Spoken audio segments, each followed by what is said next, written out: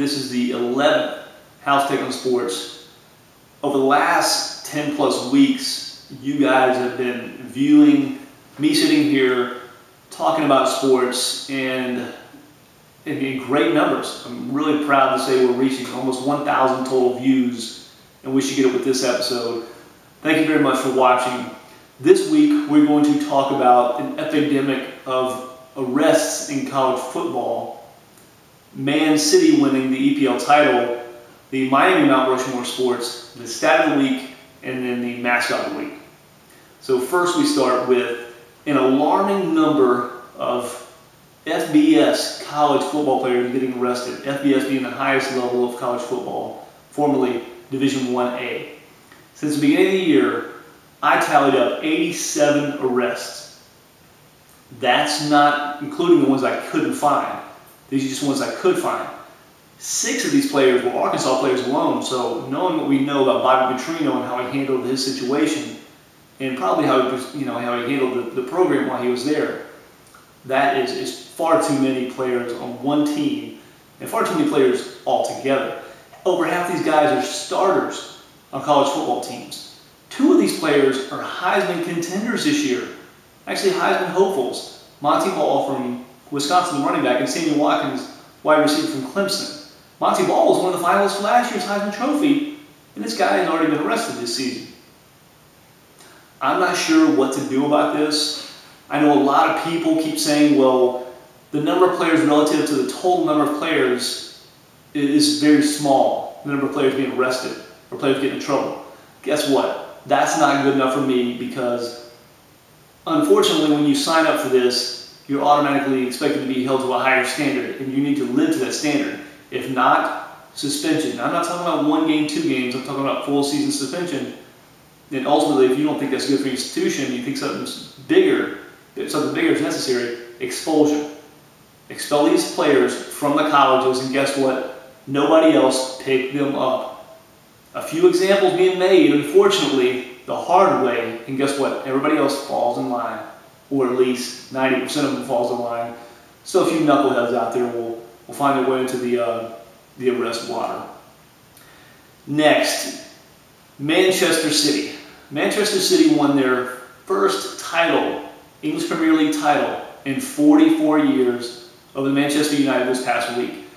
They won their winning goal. They won 3-2 overall. Their winning goal was actually in injury time. And a lot of people here in this stateside don't understand what injury time is.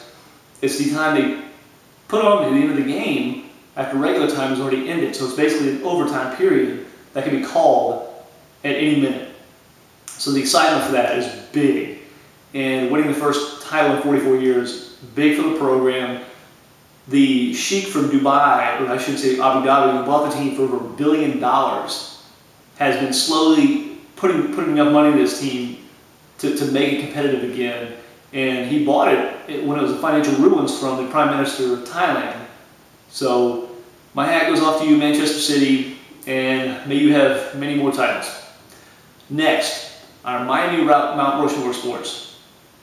It's dominated by football and by basketball players. Miami obviously doesn't have a strong history of baseball, or a strong history of hockey for that matter. Now, there's a little bit of history, just not enough. I think these players and the coaches here will tell you that. First, Dan Marino, a Hall of Famer, a 9-time Pro Bowler, an MVP, the second all-time passing and touchdown leader, okay, behind Brett Favre. Many people consider him to be the second greatest quarterback. I should say, obviously, second all-time passing and touchdowns. But many people consider him, I guess, to say to be the best quarterback to have never won a Super Bowl title. Because your all-time leaders, Peyton Manning and Brett Favre, guys like that, John Elway have one. Dan Marino has not. Next, Don Shula, who coached the Miami Dolphins for so many years. He is a Hall of Famer, a 4-time Coach of the Year. He won 2 Super Bowls, and he's the all-time winningest coach in the NFL. He's by far the winningest coach. If you ever look his numbers up, you'd be amazed how staggering the difference is between his number of wins and those guys. the other guys in the top 10. He coached the only undefeated football team in NFL history, 1972 Miami Dolphins. Went 14-0 in the regular season, won 3 more games in the playoffs, 17-0, only undefeated team ever. And believe me, they hold on to that like you wouldn't believe. Look it up. Next up, Pat Riley. Pat Riley in the last couple of years did not have what he needed in Miami to stay successful as a coach. But he's a Hall of Famer. He's won 34 playoff games, as a coach, and he won the 2005-2006 NBA Finals. His best player over the course of that time, Dwayne Wade, who is now paired up with LeBron James, the current MVP, and Chris Bosh, is an 8-time All-Star. Like I said, he won that 2005-2006 NBA Finals. He's an NBA Finals MVP and All-Star Game MVP. And over 9 seasons, he's averaged 25.2 points a game, which currently is 10th best all-time per game average points. Next, our stat of the week. This baffles me. A friend and I, we talk about this constantly. Stats like this, we're blown away when we see guys like this swinging for the fences and not connecting. Adam Dunn, as of yesterday, he had 49 strikeouts. He's on pace for 233 strikeouts this year. That is an insane amount of strikeouts.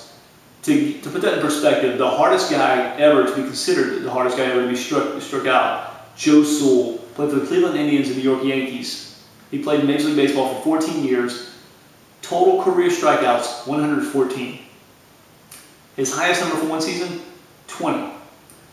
So 114 for his entire 14-year career. Adam Dunn on pace for 233 this year, more than doubling that number. That is kind of sad. And it's a lost art of making contact in baseball. I think your last great contact hitter was Tony Gwynn. And man, I hate to see guys like that go. I enjoyed watching them throughout the 80s and the early 90s. So that's your stat of the week.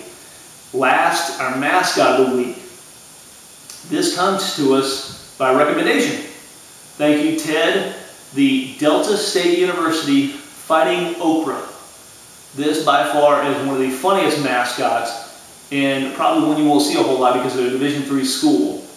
But the Delta State University Fighting Okra, this week's mascot of the week. Thanks again, Ted, for giving us that. I would like to say congratulations to my sister Randa and her husband Lewis. They told me today they are having a baby girl.